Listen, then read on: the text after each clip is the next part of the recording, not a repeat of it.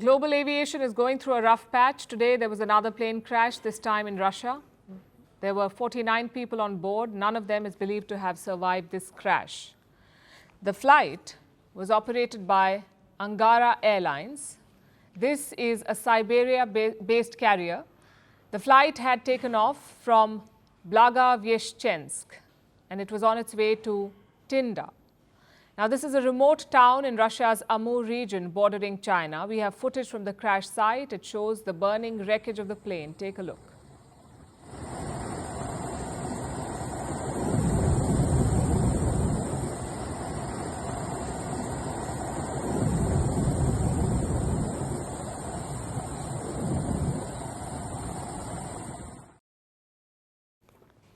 Reports say this plane was trying to land. It made 2 attempts to land, then it disappeared from the radar and crashed near the airport. So what could have happened? What caused this plane to crash? Of course, an investigation has begun. It will give the full answers. But here's what the initial reports say.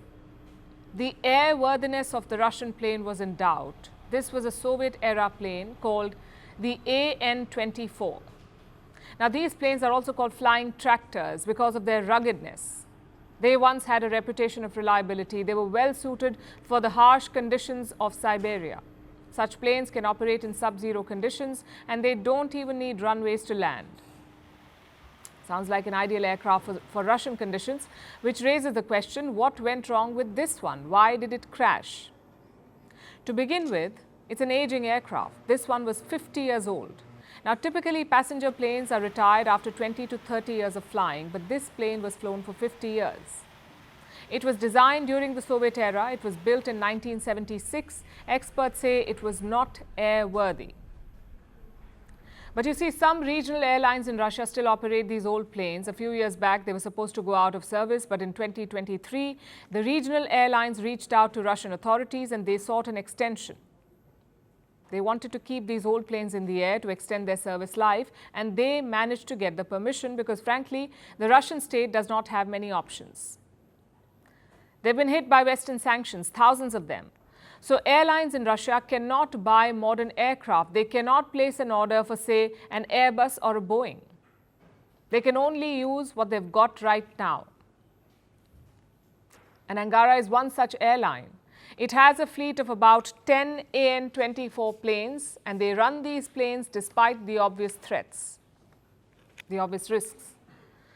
Plus, they struggle with the servicing. According to one report, the plane that crashed today was having problems. On at least 2 occasions in the last 3 years, the same plane malfunctioned. In May 2022, its generator failed mid-flight, and then this year in March, the aircraft suffered radio communication issues. And this is not a one-off case, by the way. Reports say Russian aircraft are maintained poorly. Airlines are known to smuggle components from friendly countries.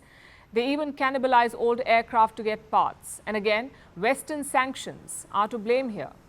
Overall, Russia's economy has absorbed the shock of these sanctions, but Russia's aviation sector is struggling because here the impact has been sweeping. Consider a story from 2023. This is about Aeroflot. This is Russia's biggest airline. 2 years back, Aeroflot had issued orders to its employees. They were asked to not report aircraft malfunctions. They were asked to log falls only after the pilot in command approves them. So planes were allowed to fly with significant falls, and the staff was fully aware of this. And this even led to some close calls. In the same year, in January, one Aeroflot flight made an emergency landing. This was after a fault in the plane's lavatory system. A month later, there was another emergency landing. This time, the plane's air conditioning malfunctioned. So today's crash shows that the situation has hardly changed. With old aircraft, poor maintenance, and no access to critical parts, Russian airlines are at the risk of turning into flying coffins.